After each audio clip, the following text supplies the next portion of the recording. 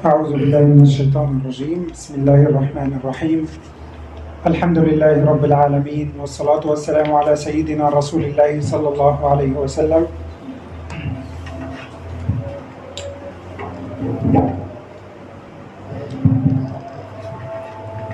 أحييكم بتحية الإسلام. السلام عليكم ورحمة الله تعالى وبركاته. Waalaikumsalam warahmatullahi ta'ala wabarakatuh. فهذا آخر لقاء إن شاء الله لن يكون الأخير بإذن الله. ستكون هناك عودة بإذن الله بعد الأجازة القصيرة إن شاء الله، ثم أعود إليكم فأنتم هنا أهلي وإخوتي كما أني تركت هناك أهلي وإخوتي. فكما قال النبي صلى الله عليه وسلم: من أسدى إليكم معروفا فكافئوه. Bismillahirrahmanirrahim. Beliau Syekh Thaha tadi setelah berselawat dan mengucapkan selawat kepada Nabi Muhammad SAW, beliau mengatakan bahwasanya ini adalah majelis yang terakhir sebelum saya istirahat atau liburan ke Mesir hanya 2 bulan. Insyaallah kita bertemu lagi nanti setelah saya pulang dari Mesir, karena ini hanya 2 bulan saja. Nanti insyaallah kita akan meneruskan pelajaran ini. Anda sekalian di sini adalah keluarga saya anggap seperti keluarga sendiri. Terus nanti kita akan insyaallah bertemu lagi. تكملة الحديث: فإن لم تجدوا ما تكافئونه به فادعوا له حتى يرى أنكم قد كافأتموه. Jadi beliau tadi membaca sebuah hadis Nabi SAW, barang siapa yang telah berbuat baik kepada kamu sekalian, maka hendaklah kamu membalasnya. Apabila kamu tidak mampu membalasnya, maka doakanlah dia dengan kebaikan. فأهل إندونيسيا قد قدموا إلينا كثير من يد المعاونة، وقدموا إلينا أشياء لا نستطيع أن نكافئهم عليها. يكفي لهم استقبالهم الطيب المبارك لنا منذ أول دقيقة لنا هنا في إندونيسيا.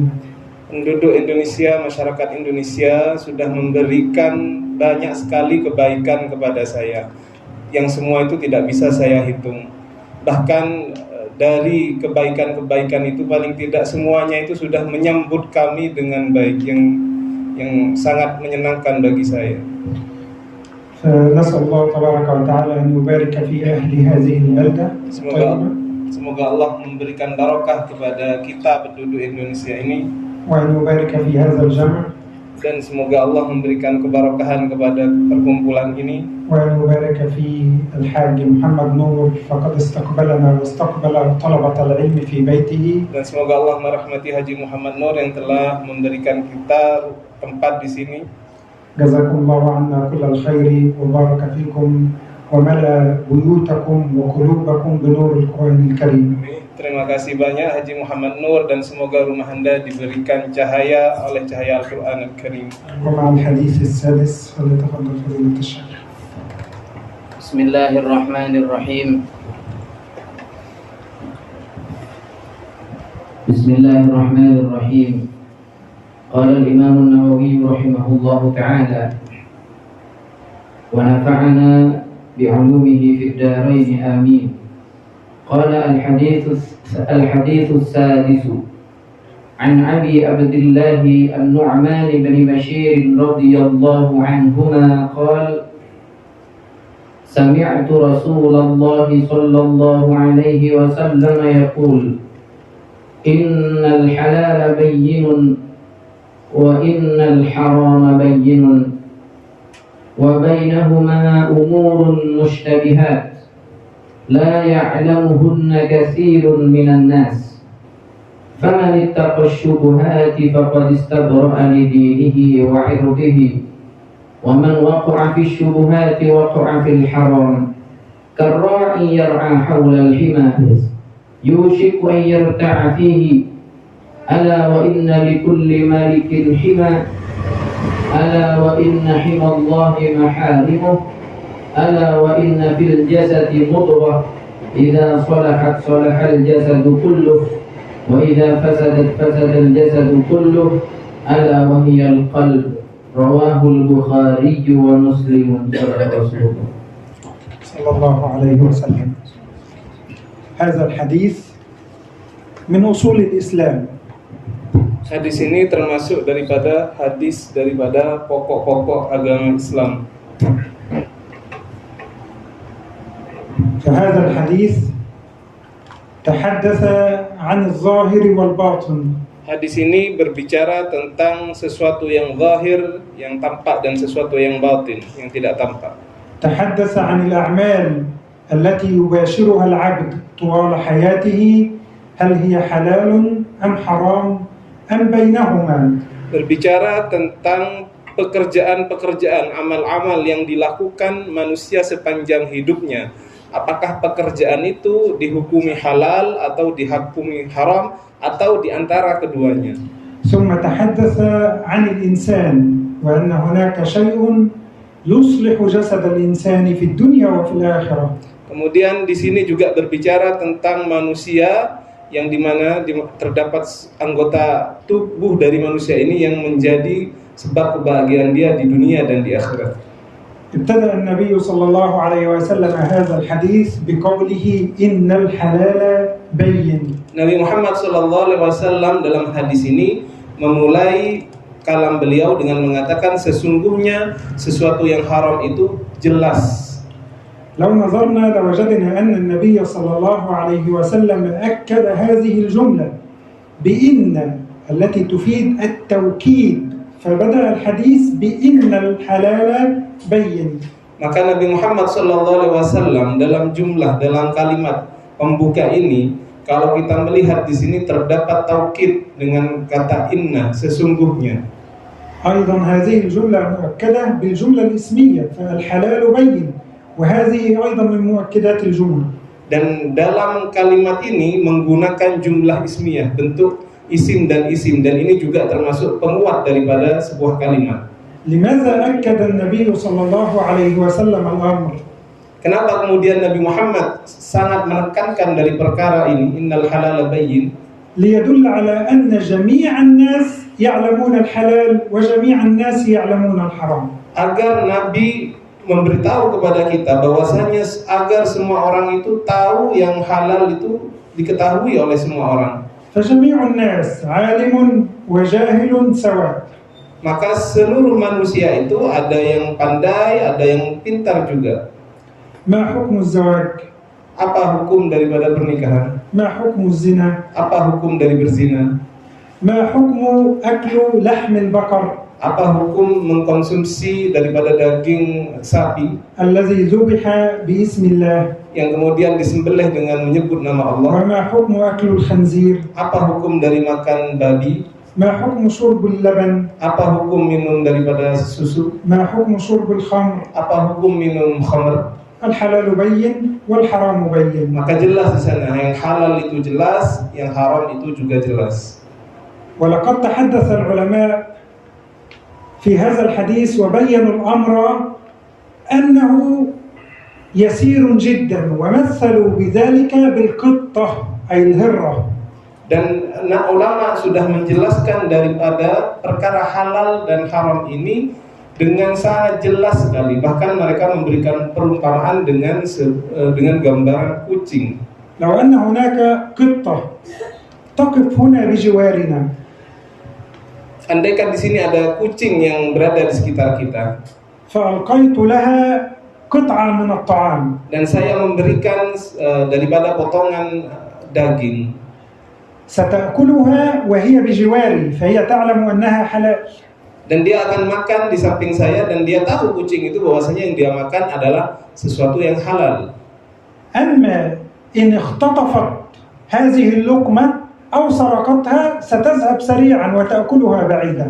Andaikan kucing ini nyuri gitu ya, nyuri dari dapur, nyuri ikan, dia akan ngambil makan langsung dibawa pergi dengan cepat. هي تعلم الحلال والحرام Kucing aja tahu mana yang halal, mana yang haram. ونحن أيضا نعلم الحلال والحرام. Kita sebagai manusia harusnya lebih tahu mana yang halal, mana yang haram. ولكن النبي أكد الأمر Tetapi Nabi di sini kemudian lebih mempertegas masalah ini. وقال دع ما يريبك إلى ما لا يريبك. Nabi mengatakan tinggalkanlah sesuatu yang membuat kamu bingung kepada sesuatu yang tidak membuat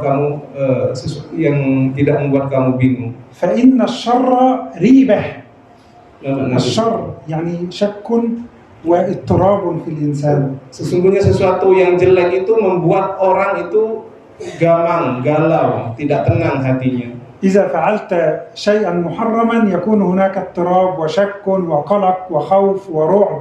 Kalau Anda melakukan sesuatu yang haram, itu pasti tidak enak hatinya. Galau, gamang, tidak enak, begitu semua. Yang tidak enak itu biasanya kalau kita melakukan sesuatu yang haram. فالذي يفعل الحرام ينظر يمينا ويسارا ينظر هل يراه أحد أم لا يراه هو دائما في اضطراب وخوف. Orang yang melakukan sesuatu yang haram itu biasanya nengok kanan, nengok kiri, takut ketahuan sama orang kalau dia melakukan sesuatu yang haram. وإن الخير طمأنينة كما قال النبي صلى الله عليه وسلم. Dan kebaikan itu diibaratkan oleh Nabi Muhammad SAW dengan ketenangan, tumaknina. اطمئنان في القلب واطمئنان في العقل. الإنسان يفعل الخير وهو مطمئن هادي يحب أن يراه الناس. Ketika manusia itu melakukan kebaikan, dia tenang dan dia tidak masalah kemudian ketika dilihat oleh semua manusia. ولكن ما هو الحلال الذي أراده النبي صلى الله عليه وسلم؟ Tetapi apa yang kemudian Nabi maksud di sini dengan halal? حينما قال إن الحلال بين. Ketika Nabi mengatakan sesungguhnya sesuatu yang halal itu jelas. هو كل ما لم يرد فيه دليل بتحريمه. Yang dimaksud di sini adalah setiap sesuatu yang tidak datang kepada sesuatu itu sesuatu dalil tentang pengharamannya. فالأصل في الأشياء الإباحة. Maka asal daripada setiap sesuatu itu asalnya adalah boleh. هل نهانا النبي صلى الله عليه وسلم عن استخدام هذا؟ Apakah Nabi Muhammad SAW pernah melarang kita untuk mempergunakan ini? هل نهانا الله عن ذلك؟ Apakah pernah melarang Nabi untuk mempergunakan mikrofon? إذن هو حلال. Maka mikrofon ini halal. هذا نهانا النبي أو نهانا الله. Apakah media ini juga pernah dilarang oleh Nabi? Maka dia halal kalau tidak pernah dilarang. قال الله تعالى وقد فصل لكم ما حرم عليكم. Maka Allah Subhanahu wa taala berfirman, sungguh telah dijelaskan kepada kamu, diperinci pada kamu segala sesuatu yang diharamkan kepada kamu. فكل شيء حرام بينه لنا الله. Maka setiap sesuatu yang haram sudah dijelaskan oleh Allah Subhanahu wa taala. فإن لم يذكره في كتابه ذكره النبي صلى الله عليه وسلم. Andaikan sesuatu yang haram itu tidak disebutkan dalam Al-Quran, maka Nabi Muhammad SAW menyebutnya dalam hadisnya. لقد قال الله في كتابه ما فرطنا في الكتاب من شيء. Allah Subhanahu wa taala telah berfirman dalam Al-Quran, sungguhnya kami tidak menyia-nyiakan segala sesuatu dalam Al-Quran ini. كل شيء ذكره الله وذكره النبي صلى الله عليه وسلم. Setiap sesuatu sudah dijelaskan oleh Allah dan Rasulnya.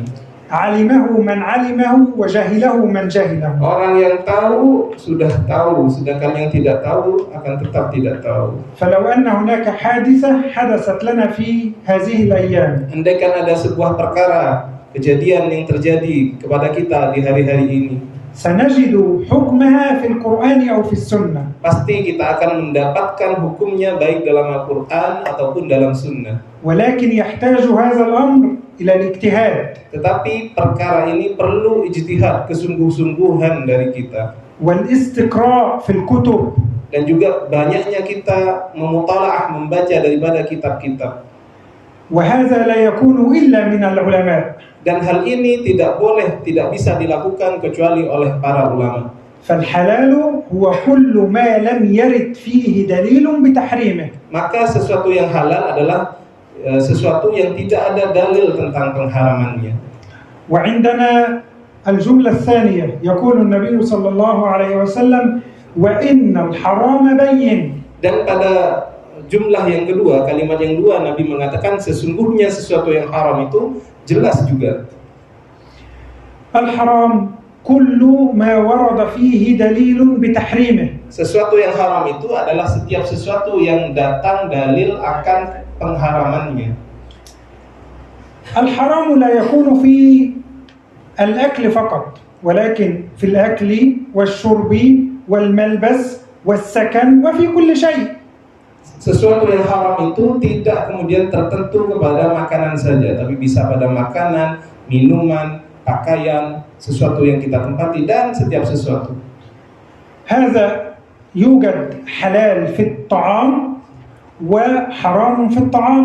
Terdapat sesuatu yang halal pada makanan, juga sesuatu yang haram pada makanan. لو أن إنسانا ذبح باسم الله هذا حلال. Maka apabila orang kemudian menyebut nama Allah, maka yang disembelih itu menjadi halal. ولو ذبح لغير الله فهذا حرام. Andaikan disembelih dengan tidak menyebut nama Allah, maka menjadi haram. قال الله ولا تأكلوا مما لم يذكر اسم الله عليه. Allah Subhanahu wa taala berfirman, janganlah kamu makan dari sesuatu yang disembelih dengan tanpa menyebut nama Allah. ولكن هناك جملة ثالثة ذكرها النبي صلى الله عليه وسلم. Tetapi di sini terdapat kalimat yang ketiga yang disebut oleh Nabi Muhammad sallallahu alaihi wasallam. ألا وهي وبينهما مشتبهات. Yaitu perkara di antara halal dan haram yang dia adalah sesuatu yang masih mustabihat. ما معنى هذه الجملة؟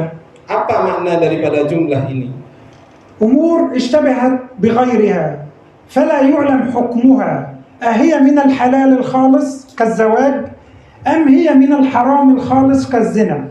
Maka sesuatu yang syubhat ini adalah sesuatu di antara sesuatu yang halal dan haram. Misalnya di antara pernikahan dan di antara zina. نضرب مثالا. Kita akan memberikan contoh dalam hal ini. ما حكم الجلوس بين النساء؟ Apa hukumnya duduk di golongan perempuan bersama perempuan? لو أن هناك رجل يريد أو هو يستمتع بالجلوس مع النساء. Andaikan ada orang yang kemudian ingin duduk-duduk bersama perempuan-perempuan. هو لم يتزوج فليس بحلال ولم يزني فليس بحرام. ماذا يفعل؟ Orang itu bukan istrinya, maka kemudian haram, tetapi dia tidak berzina juga, tapi maka itu halal. Apa ini? قلت لكم كل شيء ورد في كتاب الله وفي سنة رسول الله. Saya mengatakan kepada kalian, setiap sesuatu yang ada dalilnya pada Al-Quran ataupun pada Sunnah Nabi. هناك رجل يسمى خوات ابن جبير. Ada seseorang laki-laki bernama Khawwat ibnu Jubair. هذا الرجل كان قبل أن يدخل في الإسلام شاعر. Orang ini sebelum dia masuk Islam adalah seorang penyair. كان يجلس بين النساء وينظر إليهن ويكتب الشعر يتغزل فيهن.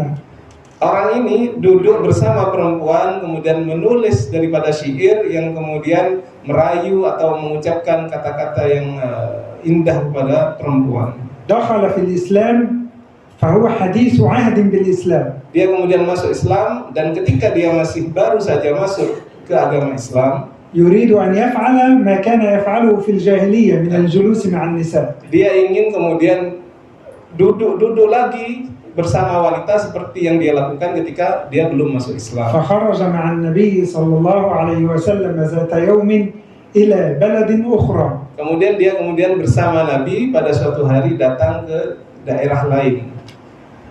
وهو مع الرسول صلى الله عليه وسلم إذ سمع صوت النساء في الخارج. Kemudian ketika dia bersama Nabi Muhammad SAW mendengar suara perempuan ada di luar.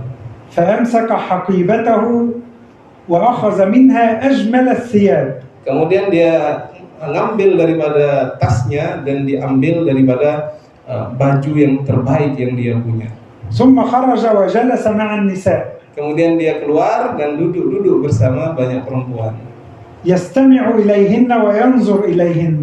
Dia mendengarkan ucapan-ucapan perempuan dan juga melihat para perempuan itu. فخرج النبي صلى الله عليه وسلم Kemudian Nabi keluar sallallahu alaihi wasallam. فوجده يجلس مع النساء فقال ما تفعل يا أبا عبد الله. Kemudian Nabi keluar dan mengatakan kepada dia, apa yang kamu lakukan wahai Abu Abdullah? فيقول خوات فاضطربت وهبت النبي أي خفت من النبي صلى الله عليه وسلم ولا أدري ما أقول فخلطت بين الحق والباطل. Maka ketika ditanya begitu oleh Nabi Muhammad SAW, dia menjadi gugup sehingga dia kemudian tidak bisa membedakan mana yang baik, mana yang batil. وقلت يا رسول الله شرد جملي أي الجمل الذي كان معي هرب وأنا أجلس معهم يجعلون لي قيدا من الحبل حتى أربط به الجمل فلا يهرب. Kemudian dia ngomong asal-asal saja kepada Nabi, unta saya hilang. Kemudian saya bersama wanita-wanita ini membuat daripada habl, daripada tali agar unta itu tidak pergi lagi. فتركه النبي وذهب. Kemudian Nabi pergi saja begitu. فذهب خلف النبي صلى الله عليه وسلم فيقول فما انتقلنا من مكان إلى مكان إلا والنبي ينظر إلي ويقول ما فعل جملك. Maka setelah kejadian itu, dia tidak pernah bertemu Nabi di suatu tempat mana saja kecuali ditanya sama Nabi, mana untamu begitu. فيقول لا أستطيع أن أرد على النبي. Maka ketika ditanya mana untamu, saya nggak bisa jawab kepada Nabi. في كل مكان حتى دخلنا المدينة المنورة. Di semua tempat selama perjalanan itu sampai ke Madinah, Nabi nanya terus, mana untamu? فإذا خرجت من بيتي ورآني رسول الله قال يا أبا عبد الله ماذا فعل الجمل؟ Ketika saya keluar dari rumah saya dan saya bertemu Rasulullah, langsung ditanya oleh Rasul, ya Abu Abdullah, mana untamu begitu. فيقول لا أستطيع أن أرد على النبي فمكثت في بيتي ولم أخرج من بيتي. Karena sering ditanya unta sama Nabi, saya nggak bisa menjawab. Akhirnya saya memilih untuk diam di rumah saja, nggak keluaran gitu. يقول وفي يوم من الأيام وفي وقت الضحى قبل صلاة الظهر قلت سأخرج إلى المسجد النبوي وأصلي ركعتين لله. Kemudian pada suatu hari di waktu duha, saya ingin keluar menuju masjid Nabi untuk salat duha pada waktu itu. فدخلت المسجد ولم أرى رسول الله صلى الله عليه وسلم. Untungnya ketika saya masuk masjid itu, saya tidak mendapati Rasulullah di sana. فوقفت أصلي فإذا برسول الله قد خرج من إحدى غرف نسائه. Kemudian ketika saya sudah mulai sholat, saya melihat Nabi Muhammad SAW keluar dari salah satu rumah istrinya. فلما رأيت رسول الله صلى الله عليه وسلم أطلت الصلاة. Ketika saya melihat Nabi keluar dari rumah istrinya itu, saya berpura-pura saya panjang-panjangin itu sholat. فصلى النبي ركعتي الضحى ثم جلس والرجل ما زال يطيل في صلاته. Nabi kemudian ikut sholat juga, sholat duha, tapi selesai duduk Nabi. Tapi karena takut saya panjang-panjangin sholat saya lagi. فقال له النبي صلى الله عليه وسلم يا أبا عبد الله أطل ما شئت فلن أذهب حتى أتحدث معك. Kemudian Nabi bilang sama saya, ya Abu Abdullah, panjangin dah sholat kamu. Sampai kamu panjang-panjangin, saya nggak akan keluar dari sini kecuali saya sudah bicara sama kamu. فلما سمعت النبي صلى الله عليه وسلم انتهيت من صلاتي وذهبت إليه. Ketika saya kemudian selesai daripada sholat saya pergi mengunjungi Nabi Muhammad SAW. فقال له النبي ماذا فعل جملك يا أبا عبد الله؟ Lagi-lagi Nabi nanya, ya Abu Abdullah, gimana untanya? قال والله يا رسول الله لن أجلس مع النساء بعد اليوم. Langsung saya ngomong sama Nabi, sudah Nabi, saya menyerah sekarang, sudah mulai sekarang saya nggak akan duduk lagi sama perempuan. قال النبي هذا ما أردت. Ini ya Abu Abdullah yang saya ingin dari kamu. ثم قال النبي صلى الله عليه وسلم اللهم أذقه حلاوة الطاعة. Ya Allah, kemudian Nabi berkata, ya Allah, berilah dia daripada rasa manis daripada ketaatan. فمن ترك شيئا لله عوضه الله وأعطاه أفضل ما يكون. Barang siapa yang meninggalkan sesuatu karena Allah, Allah akan mengganti dengan sesuatu yang baik bagi dirinya. لماذا؟ لأن الجلوس مع النساء قد يميل قلب الرجل. Kenapa gak boleh duduk bersama wanita? Duduk sama wanita itu bisa membuat hati laki-laki itu goncang begitu. قد يؤدي بالإنسان إلى الوقوع في الزنا. Bisa membuat orang itu mendekati daripada perbuatan zina. فأراد النبي أن يقطع هذا الطريق على الرجال. Maka Nabi ingin kemudian memutus hubungan perzinahan ini kepada laki-laki. ولذلك عندما سئل النبي صلى الله عليه وسلم يا رسول الله أرأيت الحمو؟ الحمو هم أقارب الزوج وأقارب الزوجة. Apakah ketika ditanya Nabi, apakah engkau melihat daripada saudara dekat daripada istri kamu? قال النبي الحمو الموت. Dikatakan oleh Nabi, alhamu, saudara dekat dari istri itu seperti maut, seperti kematian. لا تتساهل في أن يدخل أخيك على زوجتك وأنت في غياب أو وأنت لست موجودا في بيتك، لا يدخل. Maka jangan kemudian membuat sesuatu yang mudah dalam perkara agama ini. Misalkan adik ipar gitu ya, pergi kepada kakak iparnya ketika nggak ada kakak aslinya, itu nggak boleh, begitu bahaya. الأخ وابن العم وابن الخال كل الأقارب لا يدخلون بيتك إذا لم تكن أنت فيه. Saudara-saudara seperti sepupu, paman, tapi kalau Anda tidak bersama, tidak ada di rumah Anda, jangan biarkan istri Anda bertemu dengan saudara-saudara dekat itu, yang laki-laki itu. فعندما رأى النبي صلى الله عليه وسلم أمور مشتبهات ماذا فعل؟ بينها للرجل وبين له أن الجلوس مع النساء شبهة يؤدي إلى الوقوع في الحرام.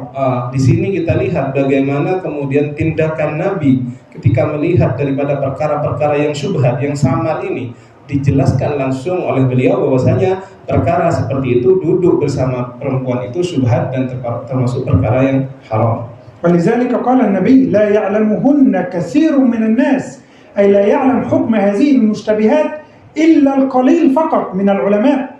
Maka Nabi kemudian mempertegas, tidak ada orang yang banyak tahu perkara-perkara syubhat ini kecuali sedikit sekali daripada orang-orang, yaitu orang-orang ulama kita. فترك الشبهات هذا من الورع والورع من الدين. Meninggalkan perkara-perkara syubhat ini termasuk orang yang mempunyai sifat wara, dan sifat wara ini termasuk daripada sifat yang bagus dalam agama. وممن نتعلم الورع إلا من رسول الله صلى الله عليه وسلم. Dari siapa lagi kita mau belajar sifat wara ini kecuali daripada Rasulullah sallallahu alaihi wasallam. يقول النبي صلى الله عليه وسلم إني لأنقلب يعني أرجع إلى بيتي فأجد التمرة على فراشي فأحملها إلى فمي كي أكلها فأتذكر أنها قد تكون من الصدقة فألقيها. Maka Nabi sering sekali ketika beliau pulang ke rumahnya, beliau mendapati di firash, kemudian di tempat tidur beliau ada kurma, satu kurma. Kemudian Nabi ingin makan kurma itu. Ketika ingin makan langsung nggak jadi dimakan, ingat, takut. Kenapa? Takut kurma itu adalah termasuk daripada harta zakat yang tidak boleh dimakan oleh Nabi, nggak boleh. وهذا الحسن بن علي رضي الله عنهما يقول أخذت تمرة فوضعتها في فمي من عند رسول الله صلى الله عليه وسلم. Cucu Nabi Muhammad sallallahu alaihi wasallam, Hasan bin Ali, suatu hari pernah mengatakan, saya ketika bersama Rasulullah saya makan daripada kurma. Ketika saya itu memasukkan kurma ke mulut saya. وهذه التمرة كانت من تمر الصدقة. Dan tamar ini termasuk daripada tamar zakat. فقال له النبي صلى الله عليه وسلم كخن أي القها من فمك. Kemudian seketika langsung Nabi spontan bilang kahin. Lepeh daripada kurma itu dari mulutmu. ثم قال له أما علمت أن لا نقبل الصدقة؟ Apakah kamu nggak tahu bahwasanya kita ini Ahlul Bait Nabi ini tidak menerima daripada zakat? فالنبي يقبل الهدية ولا يقبل الصدقة. Nabi itu yang boleh diterima dimakan Nabi itu adalah hadiah kepada beliau. Adapun sedekah bermakna zakat ini tidak boleh. هذا من ورع النبي صلى الله عليه وسلم وهو ربى أصحابه صلى الله عليه وسلم. Dan ini adalah termasuk daripada sifat wara Nabi, dan dengan sifat ini beliau mengajarkan kepada orang-orang di sekitarnya. أتحدث قليلا عن الورع لأن هذا الحديث يدل على الورع في الدين. Saya kemudian berbicara sedikit tentang wara' ini. Kenapa? Karena hadis ini menunjukkan kepada sifat wara' dalam agama. أبو بكر الصديق رضي الله تبارك وتعالى عنه Sahabat Abu Bakar As-Siddiq, كان خليفة رسول الله صلى الله عليه وسلم. beliau adalah khalifah pengganti daripada Rasulullah sallallahu alaihi wasallam. لما أقبل على الوفاة Ketika beliau kemudian mendekati masa daripada beliau akan wafat وهو في سكرات الموت dan beliau sedang berada dalam sakaratul maut, نظر إلى زوجته وقال لها: kemudian beliau melihat kepada istrinya dan mengatakan sesuatu kepada istrinya. انظري إلى الإناء الذي نشرب فيه Lihatlah kepada daripada tempat minum yang kita minum darinya ini. والثوب الذي نرتديه Lihatlah kepada baju yang sedang kita pakai ini. ورديه إلى أمير المؤمنين بعدي. Kembalikan segala sesuatu yang saya sebut tadi kepada Amirul Mukminin, penggantiku setelahku. فهذا من مال المسلمين. Maka hal-hal yang tersebut tadi semuanya berasal dari hartanya orang Islam. وليس لنا فيه حق. Dan kita tidak punya hak sama sekali daripada harta-harta itu. فلما توفي أخذت هذه الأشياء وذهبت إلى أمير المؤمنين عمر وأعطته له. Ketika Sayyidina Abu Bakar meninggal, istrinya membawa segala sesuatu yang disebutkan tadi diberikan kepada Amirul Mukminin Umar bin Khattab. فقال أمير المؤمنين عمر: رحمك الله لقد أتعبت من جاء بعدك. Kemudian Umar berkata setelah menerima barang itu, rahimakallah, semoga Allah merahmatimu Abu Bakar, engkau telah buat capek orang setelah kamu. هذا أبو بكر تعلم على يد رسول الله. Ini lihat, Abu Bakar belajar di bawah pelajaran daripada Rasulullah. وأيضا أمير المؤمنين عمر تعلم وتربى على يد رسول الله.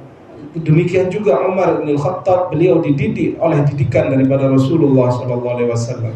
خرج عمر بن الخطاب رضي الله تبارك وتعالى عنه ذات يوم إلى السوق. Suatu hari Umar bin Khattab pergi kepada pasar. فوجد فتاة نحيفة ضعيفة الجسد الهواء يأخذها يمينا ويسارا. Kemudian dia melihat seorang anak perempuan kurus sekali. Dari saking kurusnya, angin ke timur terhembus ke timur, angin ke barat dibawa ke barat begitu. فقال: من يعلم هذه الفتاة؟ Kemudian dia mengatakan, siapa yang tahu siapa anak perempuan ini? لقد ضيعها أبوها. Ini anak sudah ditelantarkan oleh فلم يعتني بها. Tidak ada orang yang mengurusnya. فقالوا: يا أمير المؤمنين هي إحدى بناتك.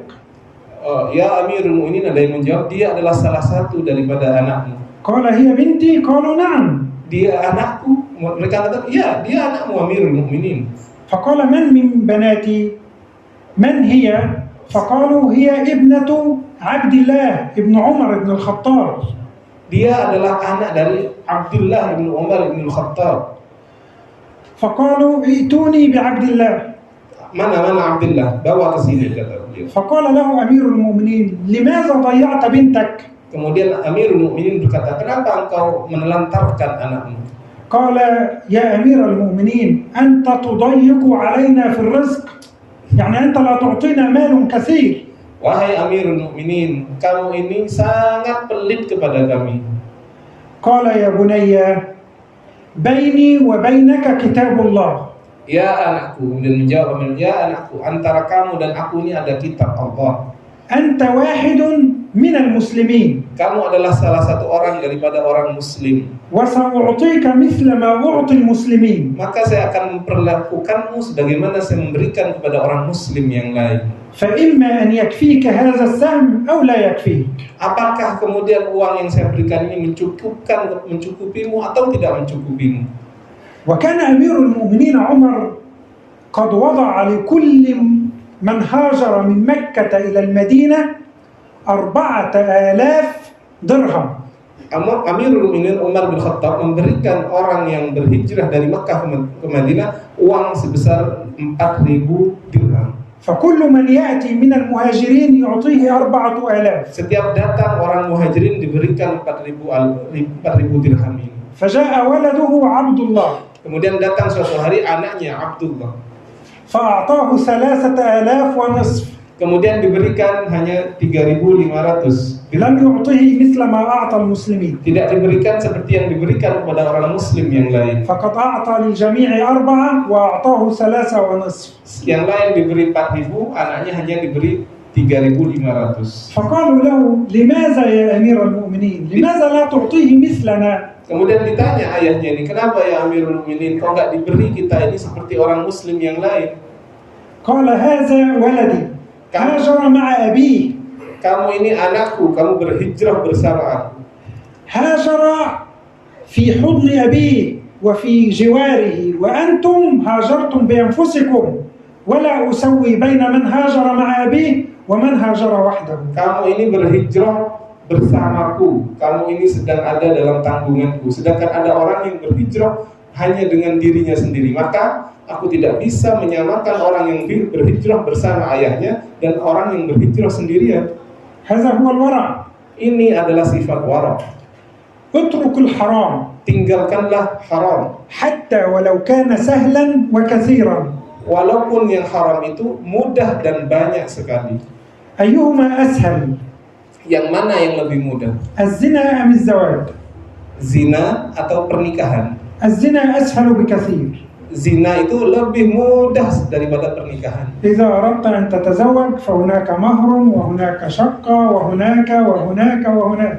Kalau kamu ingin menikah ini banyak sekali syaratnya, pamoki dan banyak yang lain. Kalau ولكن الزنا لا يحتاج إلى مثل هذا. tetapi zina nggak perlu daripada harta yang banyak ini. ولكن الله أمرك بالزواج ونهاك عن الزنا. Allah memerintahkan kita untuk menikah dan melarang kita berzina.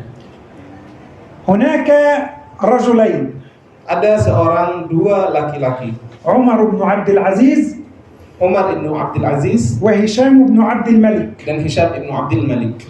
كل واحد منهما رزقه الله ب11 رجلا. Setiap daripada orang ini diberikan rezeki oleh Allah 11 anak. 11. 11. هذا له 11 وهذا له 11. Yang satu punya 11, yang satunya punya 11. وعمر بن عبد العزيز عندما حضرته الوفاة لم يترك لأولاده إلا 11 دينارا. Ketika Umar bin Aziz meninggal, tidak meninggalkan daripada anaknya yang 11 ini kecuali sedikit sekali daripada uang. 13 أو 14 دينارا فقط. 13 atau 14 dinar saja.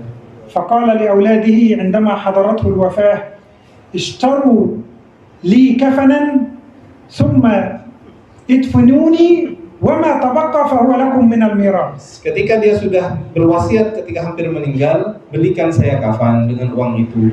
Ketika sudah dikafani, sudah saya dikuburkan, sisanya ya udah ambil kamu. فليس لي مال لكي أقول لكم وصية أو أوصي لكم بوصية. Saya nggak punya harta yang kemudian harus saya wasiatkan kepada kamu sekalian. فقال له أحد الجالسين يرحمك الله. Kemudian salah satu orang yang ada di situ mengatakan, semoga Allah merahmatimu, Amirul Mukminin. هذه 300,000 دينار خذها لك وافعل ما تشاء. Ini 300.000 dinar, ambil kamu. Uangnya terserah mau kamu apain. قال لن أخذها. Kemudian dia berkata, tidak, saya nggak mau uang itu. إن كان أولادي صالحين يحفظهم الله Andaikan anak-anak saya saleh, Allah menjaga mereka ويرعاهم dan Allah akan menjaga daripada mereka. ويتكفل بهم. Allah akan mendidik mereka. وليخشى الذين لو تركوا من خلفهم ذرية ضعافا خافوا عليهم فماذا يفعلوا فليتقوا الله. نعم. Takutlah kita ketika kita meninggalkan daripada anak-anak kita dalam keadaan lemah, maka hendaklah kita bertakwa kepada Allah. فلم يأخذ كل واحد منهم دينارا واحدا كان نصيبه من الميراث أقل من الدينار. Maka setiap orang daripada anak-anak itu tidak mengambil lebih daripada 1 dinar. فمر الوقت ويقول الناس ما وجدنا أحدا من أولاد عمر بن عبد العزيز إلا وهو غني معه من المال الكثير. Maka setelah berlalunya waktu, orang kemudian berkata, kami tidak mendapati daripada anak-anak Umar bin Aziz kecuali dia menjadi orang kaya yang banyak sekali hartanya. ولقد رأينا أحد أولاده وهو يجهز جيش المسلمين يجهز وحده 100 فارس كل واحد معه ما يحتاج إليه من المال والسلاح. Kemudian kita melihat di salah satu anak daripada Umar bin Abdul Aziz ini memberikan uangnya, diberikan kepada pasukan daripada muslimin, satu orang kemudian mempersenjatai daripada 100 pasukan daripada pasukan orang muslimin itu. فقال إن كانوا صالحين يحفظهم الله. Dia tadi mengatakan, andaikan mereka semuanya orang saleh, وإن كانوا غير ذلك فلن أعطيهم ما يساعدهم على فعل المعصية. andaikan anak aku bukan orang saleh, aku tidak akan memberikan uang yang bisa dibuat untuk maksiat. هذا هشام بن عبد الملك Yang kedua adalah Hisham ibnu Abdul Malik, خليفة المسلمين. Khalifatul Muslimin, ترك 11 رجل punya 11 orang anak. وترك لهم من المال ما وزع على كل واحد منهم 1000 دينار أي ما يساوي مليون دينار. Dia meninggalkan daripada harta kepada anak-anaknya, setiap anak dapat kira-kira 1 juta dinar. لو كان في هذا الزمن لكان أغنى رجل. Andaikan hidup di zaman ini, dia bisa menjadi orang terkaya di dunia. ولكن هذا المال وهؤلاء الأولاد لم يكونوا صالحين. Tetapi dengan harta ini dan anak-anaknya itu tidak kemudian menjadi orang yang saleh. انظروا إلى سعة المال. Lihatlah betapa banyaknya sekali hartanya. ولكن يقول العلماء ما رأينا أحدا منهم إلا وهو فقير يسأل الناس. Maka ulama kemudian berkata, kami tidak mendapati anak-anak daripada Hisham ini kecuali telah menjadi orang fakir, meminta-minta kepada manusia. فهناك الحلال البين وهناك الحرام البين. Maka di sana terdapat halal yang jelas dan terdapat sesuatu yang haram yang juga jelas. قليل يكفيك Sesuatu yang sedikit akan mencukupimu. خير من كثير يطغيك. Lebih baik daripada sesuatu yang banyak tetapi membuatmu lalai. فكن دائما شاكرا لله Maka adalah kamu setiap saat itu berterima kasih, bersyukur kepada Allah على ما أعطاك من النعم. daripada setiap nikmat yang diberikan kepadamu. فولد صالح يدعو لك بعد الوفاة خير لك من الدنيا وما فيها. Anak yang saleh yang mendoakan kamu setelah meninggal lebih baik daripada dunia beserta isinya. ثم بين النبي صلى الله عليه وسلم العلة في هذا الحديث. Kemudian Nabi Muhammad SAW menjelaskan illat daripada hadis ini. إذا كانت هناك شبهة ابتعد عنها. Andaikan di sana terdapat syubhah, sesuatu yang samar, menjauhlah dari itu. لماذا؟ Kenapa kita harus menjauhi sesuatu yang syubhat ini? قال النبي صلى الله عليه وسلم فقد استبرأ لدينه وعرضه. Maka dia sungguh telah menyucikan daripada agama dan kehormatannya. أي طلب البراءة لدينه من النقص. Artinya dia telah menyucikan agamanya itu daripada kekurangan. فالإيمان عندنا يزيد وينقص. Iman menurut kita itu yazid, bertambah, dan yanqus, berkurang. فيخشى النبي علينا من الوقوع في المعاصي فينقص الإيمان. Maka Nabi takut kita umatnya ini kemudian melakukan maksiat yang kemudian menurunkan derajat iman kita. فعليك دائما أن تطلب البراءة لنفسك في الدين. Maka hendaklah kamu selalu kemudian menyucikan daripada agamamu. ولذلك قال فمن اتقى أي ابتعد وحاذر ووضع بينه وبين الشبهات حاجزا. Kemudian Nabi melanjutkan, dan siapa yang bertakwa dan meletakkan antara dia dan sesuatu yang haram itu sesuatu penghalang, فقد استبرأ لدينه وعرضه. maka dia sudah menyucikan daripada agama dan juga kehormatannya. كما أن النبي صلى الله عليه وسلم يخاف على أمته من نقص الإيمان هو يخاف على عرضهم أيضا. Sebagaimana Nabi Muhammad SAW takut kita ini kemudian iman kita berkurang, Nabi juga takut kemudian juga kehormatan kita ini berkurang. والعرض هو موضع المدح والذم في الإنسان. Kehormatan itu adalah tempat kemudian kita mendapatkan sanjungan atau daripada celaan daripada manusia. هذا رجل شريف وهذا رجل سارق. Ini orang yang mulia dan ini orang yang tidak mulia. هذا رجل صالح وهذا رجل فاسد. Ini orang yang soleh dan ini orang yang rusak.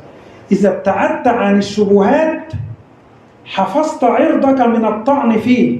Andaikan kamu meninggalkan sesuatu yang syubhat-syubhat tadi, kamu menjaga daripada kehormatanmu daripada dicela orang lain. احفظ هذه الجملة جيدا. Maka hafalkanlah, camkanlah daripada kalimat ini dengan baik. يقول العلماء من عرض نفسه للتهمة Barang siapa yang kemudian membiarkan dirinya kemudian untuk menjadi tempat sangkaan jelek orang lain, لا يلومن من أساء الظن به. jangan kemudian dia menyalahkan orang-orang yang suudzon kepada dia. ما معنى هذه الجملة؟ Apa maksud daripada kalimat yang tadi? أنا أفعل الشبهات، Saya misalkan melakukan sesuatu yang syubhat. أجلس مع النساء Saya duduk sama perempuan, وأتحدث مع هذه وتلك. saya ngomong sama perempuan ini, perempuan itu. لو رآني رجل من بعيد يسيء الظن بي، Andaikan ada orang yang melihat saya dari jauh gitu, pasti dia suudzon, jelek kepada saya. إياك أن تلوم هذا الرجل، Kalau sudah begini, jangan kamu menyalahkan orang yang suudzon itu kepada kamu. فأنت من وضعت نفسك في هذا الموقف. Karena kamu sendiri yang kemudian menempatkan diri kamu pada posisi di mana orang harus suudzon kepada kamu. وأنت من عرضت نفسك للتهمة. Maka kamu sendiri yang memperbolehkan dirimu itu untuk dicela orang lain. فلا توقع الهم بالناس ولا توقع التهمة بالناس. Maka kamu jangan kemudian meletakkan dirimu itu untuk dicela, gampang dicela orang lain. Jangan meletakkan diri kamu itu untuk gampang disuudzon oleh orang lain. فلا يلومن إلا نفسه. Maka di saat itu kamu yang paling bisa salahkan adalah salahkanlah diri kamu sendiri.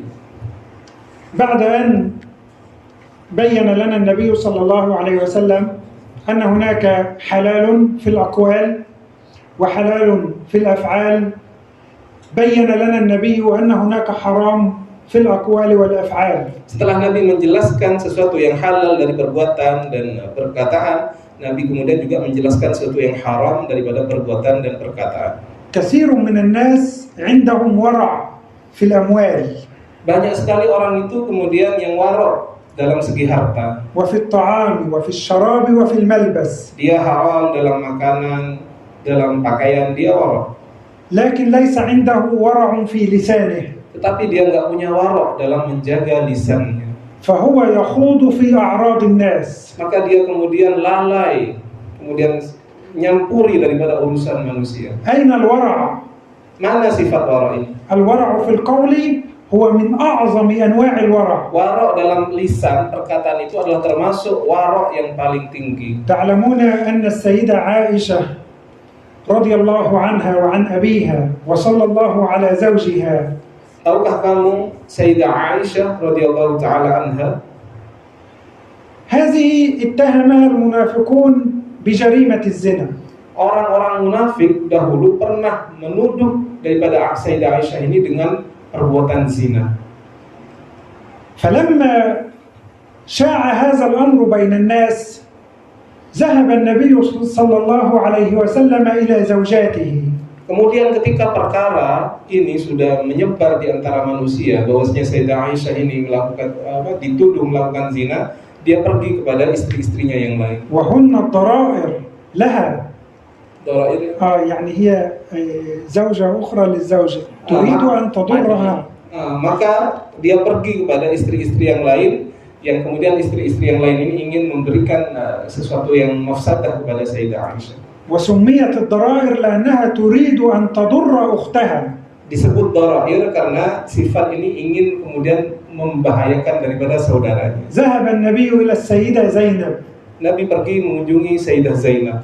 وقال ما تعلمين عن عائشة Kemudian Nabi bertanya, pendapat kamu tentang Aisyah gimana?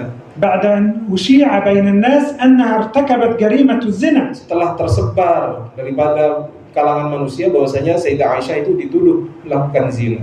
قالت السيدة زينب رضي الله عنها ما علمت عنها إلا الخير.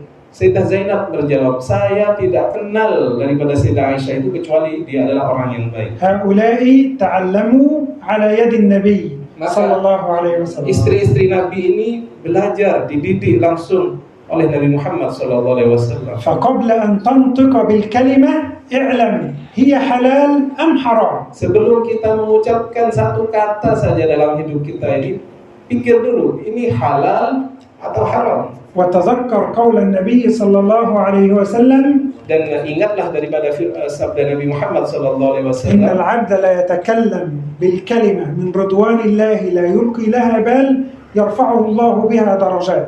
seseorang hamba yang kemudian mengucapkan sebuah kalimat yang gampang, yang mudah, tapi dengan kalimat itu kemudian dia diangkat derajatnya sangat tinggi oleh Allah Subhanahu wa وإن taala. العبد لا يتكلم بالكلمة من سخط الله لا يلقي لها بالا يهوي بها في جهنم. Kemudian seseorang kemudian mengatakan sesuatu yang jelek, yang dia tidak anggap itu jelek, dengan perkataan itu Allah kemudian dia menjebloskannya kepada jahanam. ثم ضرب لنا النبي صلى الله عليه وسلم المثل فقال Kemudian Nabi Muhammad SAW memberikan kita sebuah pemisalan dengan perkataan beliau, كالراعي يرعى حول الحمى. seperti seorang penggembala yang sedang menggembala di antara tanah-tanah larangan seorang raja. ما معنى الحمى؟ Apa makna hima ini? كل محظور إلا على صاحبه. Hima ini segala sesuatu yang dilarang untuk dikunjungi kecuali dengan izin pemiliknya. ما معنى هذه الكلمة؟ Apa makna kalimat ini? هذا الشيء ملك للحج محمد. Ini yang ada di hadapan saya ini punyanya Haji Muhammad. فهي حلال له حرام علينا. Maka ini halal bagi Haji Muhammad, bagi kita haram. فهذه تسمى محارم Maka hal ini disebut maharim أو تسمى حمى. atau disebut hima. فلكل إنسان في الدنيا حمى. Maka setiap manusia di dunia itu punya hima, sesuatu yang فهذا حمى. Maka HP ini adalah hima. هذا ملك لي لا ينظر إليه أحد ولا يستخدمه أحد غيري. Maka HP ini punya saya, nggak boleh orang lain kemudian make HP ini. ولذلك من الحرام أن تنظر إلى هاتف أخيك بدون إذنه. Sesuatu yang haram itu diantaranya adalah tiba-tiba Anda melihat HP saudara Anda dengan tanpa izinnya. يعلم خائنة الأعين وما تخفي الصدور. خائنة الأعين هذه الذي ينظر في خفية. Jadi hati-hatilah daripada melihat sesuatu yang tidak halal bagi dia, melihat sesuatu yang haram. نعم. كالراعي يرعى حول الحمى يوشك أن يرتع فيه، يعني يوشك أن يقع فيه. Seperti seorang penggembala yang menggembala di dekat tanah larangan seorang raja, maka ditakutkan dia nanti gembalanya itu akan masuk daripada tanah larangan itu. وكأن هناك ملك. Maka di sini diandaikan ada seorang raja, عادل لا يظلم عنده أحد. dia raja yang adil, tidak pernah zalim kepada seorang pun. قال لجميع الناس لكم جميع الأرض. Dia berkata kepada orang-orang, semua bumi, semua tanah ini punya kalian, إلا هذا المكان. kecuali tempat ini. فمن رأيته يرعى في هذا أو في هذه الأرض سأخذ منه غنمه وسأقتله. Barang siapa kemudian menggembala di tanah ini, saya akan ambil daripada kambingnya, saya akan bunuh dia. جميع الأرض هي لك حلال. Semua tanah yang lain halal bagimu. إذا أردت أن تحمي نفسك فابتعد عن هذا المكان. Maka engkau jika ingin menjaga dirimu untuk tidak dibunuh, tinggalkanlah tempat larangan ini. لو أنني بعيد عن هذا المكان Andaikan saya jauh sekali daripada tempat ini, وشردت ناقتي يعني ابتعدت عني Kemudian daripada unta saya jauh meninggalkan saya. فسأذهب وأمسكها قبل أن تدخل إلى هذا المكان. Maka saya akan cepat-cepat saya ambil daripada unta saya itu, saya pegang sebelum dia masuk ke tempat larangan ini. ولكني لو اقتربت من هذا المكان وكنت أرعى غنمي هنا. Tetapi kalau saya kemudian menggembala daripada hewan-hewan saya dekat daripada tanah larangan itu, فأنا هنا في موقعة أو في موقع المشتبهات. maka saya pada saat kondisi demikian itu saya sedang berada di tempat yang mustabihat. لو ذهب الغنم لنزلوا إلى هذه الأرض. Andaikan daripada kambing itu pergi, pasti dia akan nanti makan rumput di tanah yang dia. فماذا يفعل الملك؟ Apa yang akan dilakukan raja itu? يأخذ غنمي ويقتلني. Pasti akan ngambil kambingku, membunuh saya juga. هل هذا الملك ظالم أم عادل؟ Apakah raja yang demikian kita sebut raja yang zalim atau raja yang adil? هو عادل.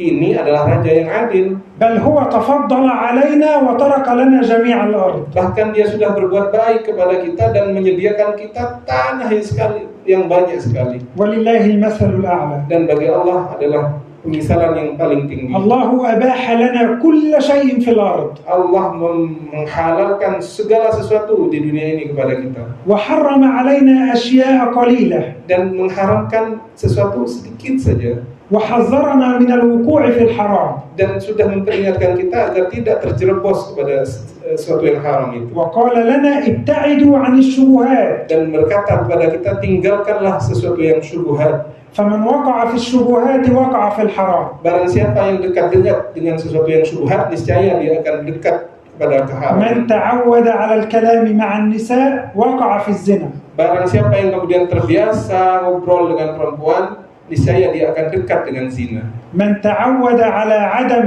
إمساك الكلام وقع في الحرام وتكلم بما يغضب الله. Barang siapa yang tidak terbiasa menahan dia untuk tidak berbicara, niscaya dia akan berbicara sesuatu yang haram dan membuat Allah marah. أمسك عليك لسانك كما قال النبي صلى الله عليه وسلم. Tahanlah kamu untuk berbicara sebagaimana disabdakan Rasulullah sallallahu alaihi wasallam. فإذا وجدت أمرا يشتبه عليك الحكم فاذهب إلى العلماء. Maka kalau kamu mendapati sebuah perkara yang kamu tidak tahu di sana syubhat, maka pergilah, bertanyalah kamu kepada ulama. فإذا ألحقوه لك بالحلال فافعله. Apabila ulama itu menghukumi halal, maka kerjakanlah. وإذا ألحقوه بالحرام فاتركه. Apabila dihukumi haram, tinggalkan perkara itu. وإياك من الاستمرار في فعل المشتبهات. Maka jangan sekali-sekali kamu terus-terusan melakukan sesuatu yang syubhat ini. فمن وقع في الشبهات وقع في الحرام. Barang siapa yang terbiasa melakukan syubhat, pasti suatu saat dia akan jatuh kepada melakukan keharaman. ثم نختم كما ختم النبي صلى الله عليه وسلم. Kemudian kita mengakhiri penjelasan hadis ini sebagaimana penjelasan Nabi Muhammad sallallahu alaihi wasallam. ألا وإن في الجسد مضغة. Ketahuilah sesungguhnya dalam jasad kita terdapat segumpal daging. والمضغة هي قطعة لحم على قدر ما يمضغ في الفم. Mudghah ini adalah sepotong daging seperti bentuknya dia bisa dimakan.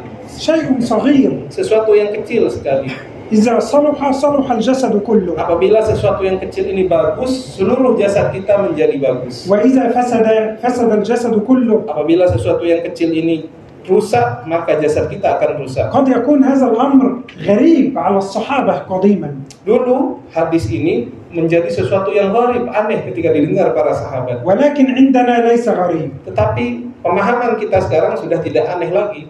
هذا الهاتف Lihat, ini HP ini. له كرت صغير جدا. Ini ada kartu yang kecil sekali. لو أن هذا الكرت فسد، Andaikan kartu ini rusak, هل لهذا الهاتف من قيمة؟ kartu SIM-nya rusak, apakah kemudian ini bisa berfungsi HP ini kalau kartu SIM-nya rusak? لا قيمة له. Ya, gak berfungsi, gak ada gunanya. وإذا صلح هذا الكرت الصغير Apabila kartu SIM-nya ini bagus, صلح هذا الهاتف. maka bisa dipakai lagi teleponnya. وكذلك في الجسد هذا قطعة لحم. Maka demikian juga jasad kita ini ada satu anggota badan sepotong daripada daging. هذه القطعة هي محط نظر الله، هي المكان الذي ينظر إليه المولى عز وجل. Dan ini tempat potongan daging yang kecil ini adalah tempat Allah melihat kepada kita. فالله لا ينظر إلى صوركم Allah tidak melihat daripada bentuk kalian. ولكن ينظر إلى قلوبكم. Allah melihat daripada hati-hati kamu sekalian. فإذا صلح القلب Apabila hati sudah baik صلح الجسد dan jasad menjadi baik, صلح العمل amal menjadi baik, صلحت حياتك kehidupan menjadi baik, فزت في الآخرة. maka engkau menjadi orang yang وإذا berbahagia di فسد akhirat. القلب Apabila hati sudah rusak, فسد الجسد jasad akan rusak, فسد العمل amal akan rusak, هلكت في الدنيا وفي الآخرة. kamu akan menjadi orang yang celaka di dunia dan akhirat. هذا والصلاة والسلام على سيدنا رسول الله والسلام عليكم ورحمة الله تعالى وبركاته. Waalaikumsalam.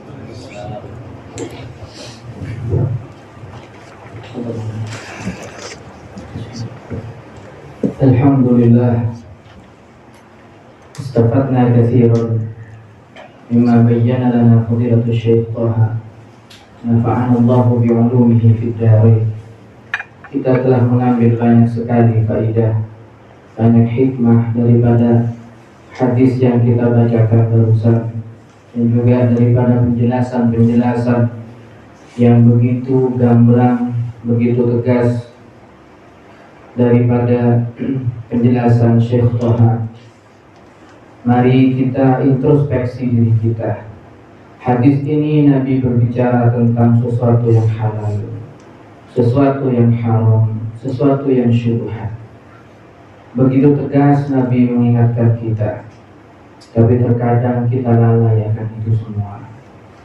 Berapa makanan yang haram telah masuk ke dalam mulut kita, berapa banyak perut kita telah kita isi dengan sesuatu yang haram, bahkan sesuatu yang syubhat seakan kita tidak peduli, seakan kita tidak takut.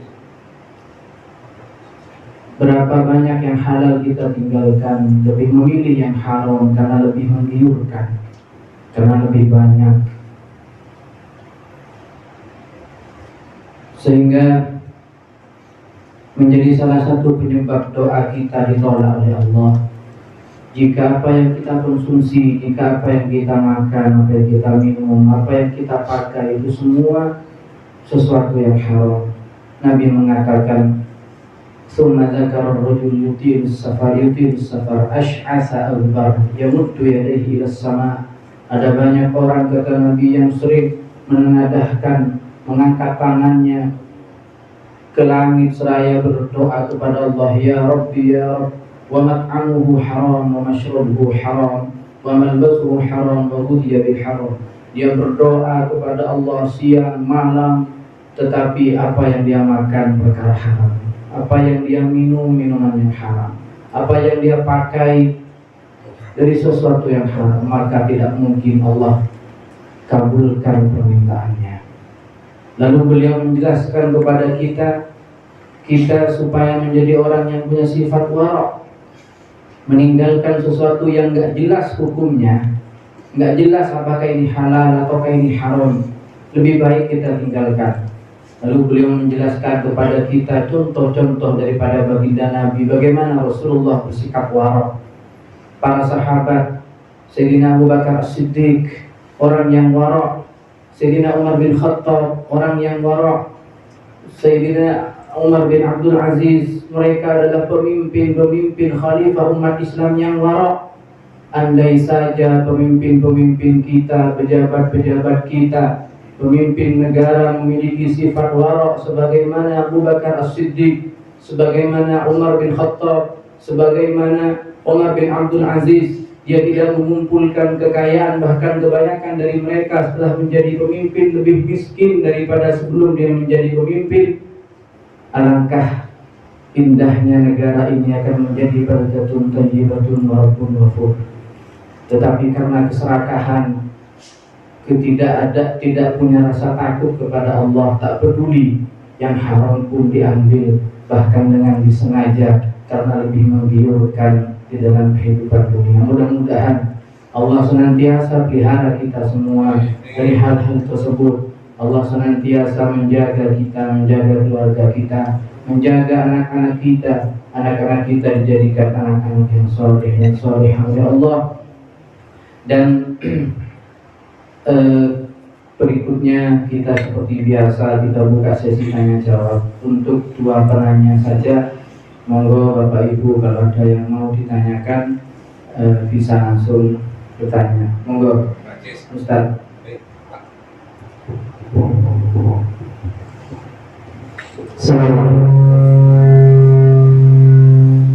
Assalamualaikum warahmatullahi wabarakatuh. Ismi Abdul Aziz bila LC. Mau tanya saya, bagaimana hukumnya menjual kulit kurban yang dipakai untuk operasional pembelian seperti ya buat beli air, kue, kopi dan lain-lain. Yang hukumnya itu yang pertama. Yang kedua, apa bedanya antara Bashar, Al-Insan dan An-Nas fil Quran? Bagaimana penggunaannya sampai di mana itu? Yang dimaksud insan itu yang seperti apa?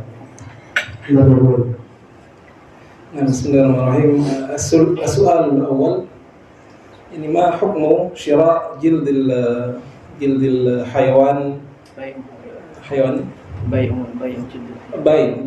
jildil hayawanil udhiyah ma hukmuha.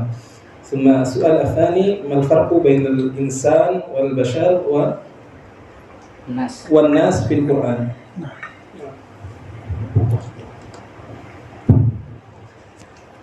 بيع جلد الأضحية حرام، لا يحق للإنسان أن يبيع جلد الأضحية، هي كلها لله.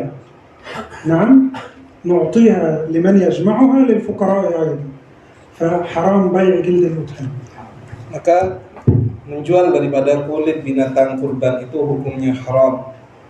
Tidak boleh kemudian itu dijual. Semuanya itu haknya orang-orang daripada orang-orang miskin. أما بالنسبة للألفاظ فهي ألفاظ مترادفة كلها تطلق على شخص واحد. Adapun yang Anda tanyakan dari makna-makna yang tadi, semuanya itu adalah sinonim, semuanya bermakna sama. ما كان لبشر أن يكلم الله إلا وحيا. Tidak seorang manusia itu kemudian tidak هل أتى على الإنسان حين من الدهر. Semua ini dalam Al-Quran ya. يا أيها الناس.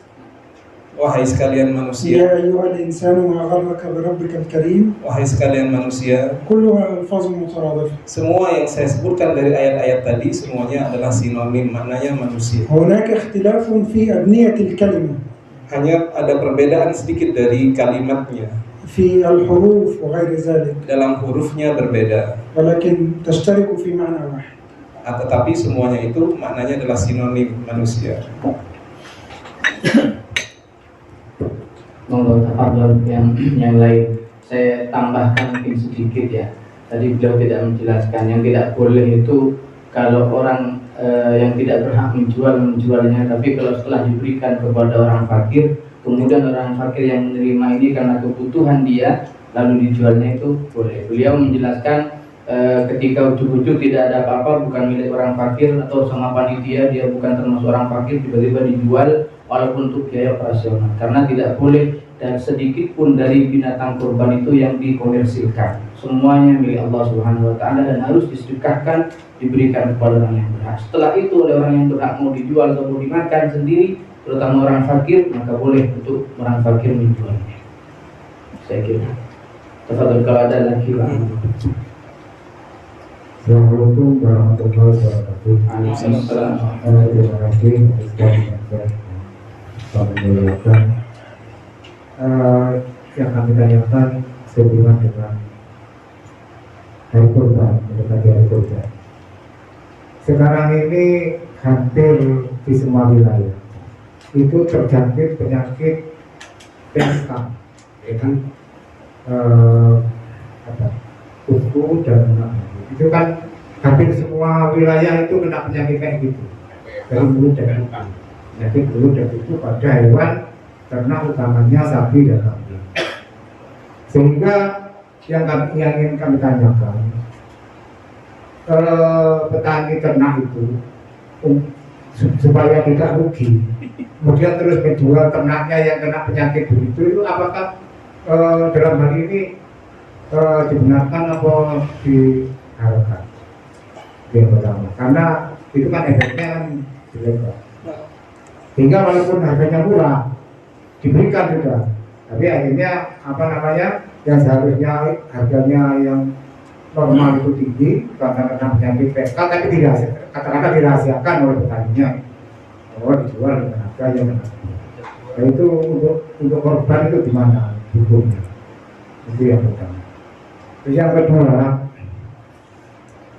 di Indonesia ini banyak aliran-aliran ya. Dan aliran-aliran yang mana kita tahu sendiri banyak aliran yang salah satu syarat, mungkin ada salah satu syarat yang dari aliran itu harus di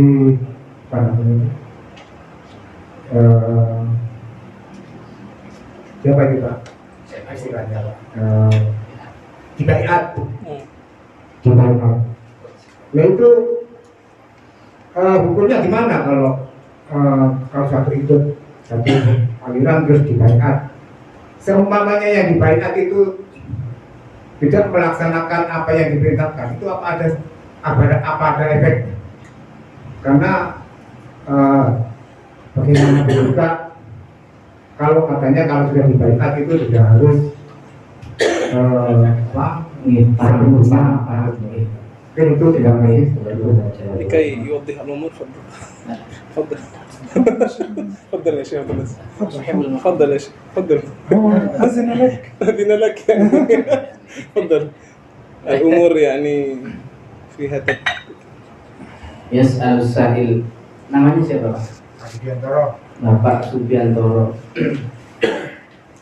Soal awal yaqul. Nah. Beliau ini bukan peternak. Ditanya hal berkaitan dengan ternak. Jadi soal awal yaqul indana al-an al-waba laysa faqat al-amrad yani laysa faqat fi الناس ليس فقط في بني الإنسان لكن عندنا الآن مشهور بالوباء في الحيوان قد ينتقل هذا المرض عند الحيوان إلى حيوان آخر والآن جاء الموسم الأضحية كان بعض البائعين لحيوان الأضحية قد أخفى أن هذا الحيوان أصابه المرض وأخفى عن هذا ثم جاء واحد يريد شراء هذا الحيوان والبائع أخفى عن العيب وعن المرض حتى يبيعه وهذا المشتري يجعل هذا الحيوان أضحية لعدم علمه يعني بهذا العيب. ما حكم في مثل هذا العمل؟ هذا أولا. ثم ثانيا قال عندنا فرق كثيرة وجماعات مختلفة وكل واحد يأخذ من يبحث عن من يتابعه وعندما وجد واحدا ممن يتابع يلزم عليه أن يبايع بيعة يعني هل هذه البيعة للفرقة المعينة لازمة وما حال هذا المبايع بعد البيعة هل يجب عليه أن يلتزم بما بايعه صاحب الجماعات ورئيس الفرق في هذا الحكم؟ لعل الأمرين اتضحا. حاضر. تفضل.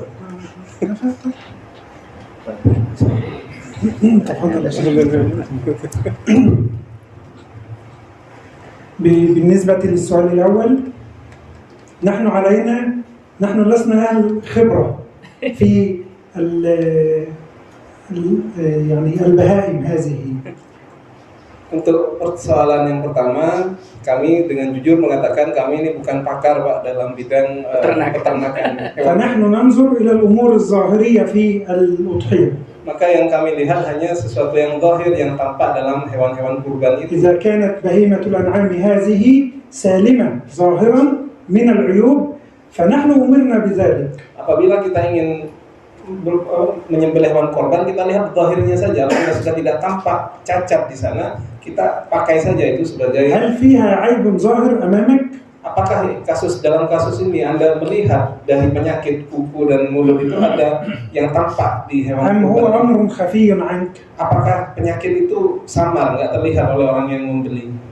إذا كان أمر خفي فليس عليك شيء. Maka kalau itu samar, Anda nggak tahu, ya Anda tidak tahu, tidak ada hukumnya. إذا كان هناك علم لك بأن هذه بهيمة الأنعام هذه مريضة وبها مرض وبها عيب لا يحق لك شراؤها ولا يحق لك التضحية بها. Berbeda kalau Anda tahu bahwasanya kalau hewan ini ada penyakitnya, maka di saat itu Anda jangan beli hewan yang seperti itu dan juga jangan berkurban dengan hewan yang seperti itu. فلا بد أن تكون سليمة من العيوب ظاهرا وباطنا. Maka إذا كنت تعلم. kalau syarat daripada hewan kurban itu, kalau Anda tahu, harus selamat dari aib, baik zahirnya, tampak luarnya ataupun dalamnya.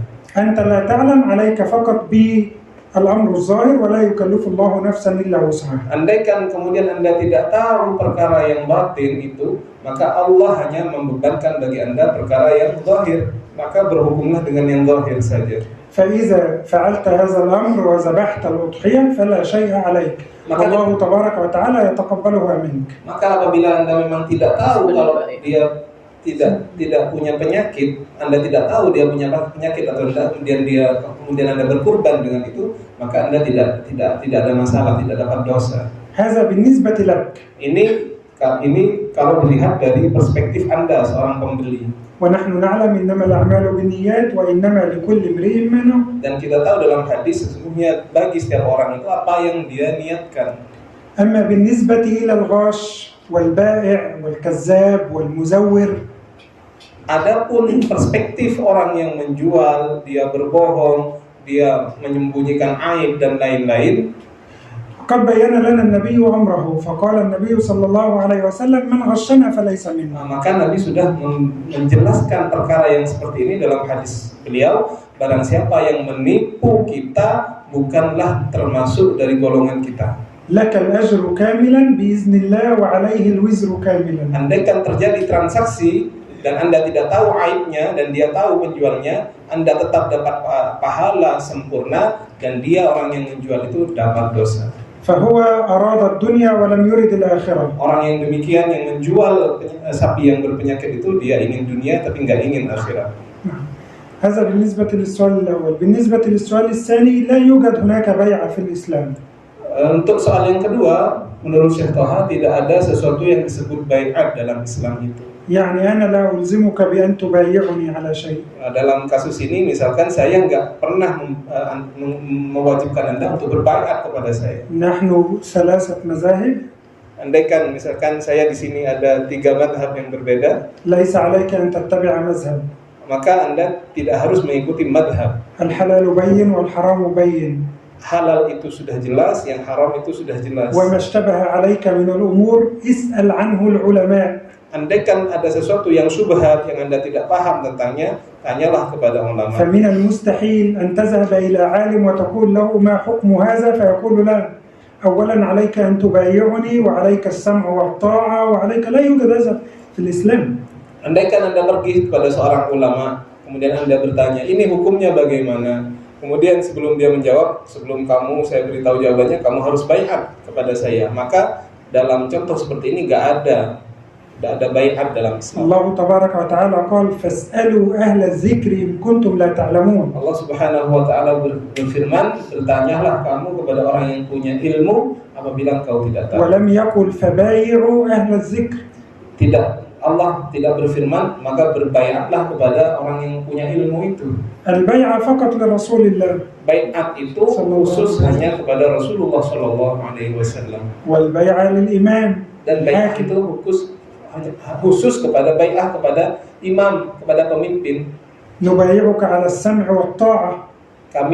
Kita mengatakan kepada pemimpin, kami berbaiat kepada kamu untuk berbuat taat dan mendengarkan daripada ucapan. هذا بالنسبة للإمام الحاكم. Dan ini hanya khusus perkara seorang pemimpin, maka rakyatnya berbaiat kepada dia. لكن لو أنك تذهب إلى العلماء كم بيعة ستكون في حياتك؟ Kalau Anda kemudian mewajibkan baiat kepada setiap ulama, berapa baiat yang kita butuhkan setiap ketemu setiap ulama itu? تذهب إلى الشيخ عبد العزيز وهو له مذهب معين، فتقول له ما حكم صلاة الضحى مثلا، فيقول لك اجلس بايعني وهناك شروط وعليك أن تتبعني وعليك أن تتبع المذهب والمنهج، ليس هذا من الدين. Andaikan misalkan Anda pergi ke Syekh Abdul Aziz bertanya misalkan apa hukumnya sholat duha, sebelum dijawab bilang Syekh Abdul Aziz, sebelum saya jawab kamu berbaiat dulu ya karena ada syarat-syaratnya begini. ثم تأتي إلي وأفعل معك مثل ما فعل الشيخ عبد العزيز ومع الدكتور أحمد وأفعل كم بيعة طوال الحياة. Andaikan Anda kemudian diperlakukan seperti itu oleh setiap ulama, berapa baiat yang Anda butuhkan? لا تجد هذا إلا من ضعاف الإيمان. Anda tidak akan mendapatkan hal perkara yang demikian ini kecuali daripada orang yang lemah imannya. الذين لا يتبعوهم أحد. Orang-orang yang kemudian tidak diikuti orang sama sekali. فهم يريدون جمع الناس. Orang yang demikian ini ingin kemudian dia diikuti oleh banyak orang. باسم الدين وباسم الله.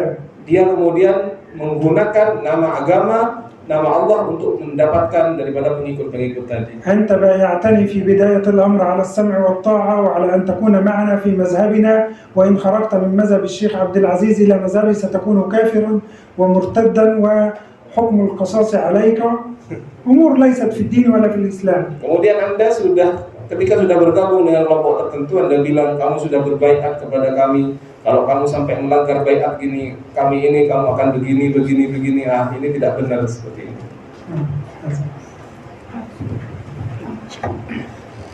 Alhamdulillah, di akhir mataf, di akhir perjumpaan ini, mari sebelum ditutup dengan doa bersama kita dengarkan satu hadis yang akan dibacakan oleh salah satu yang hadir, merupakan hafalan karena menjadi mahar, menjadi persyaratan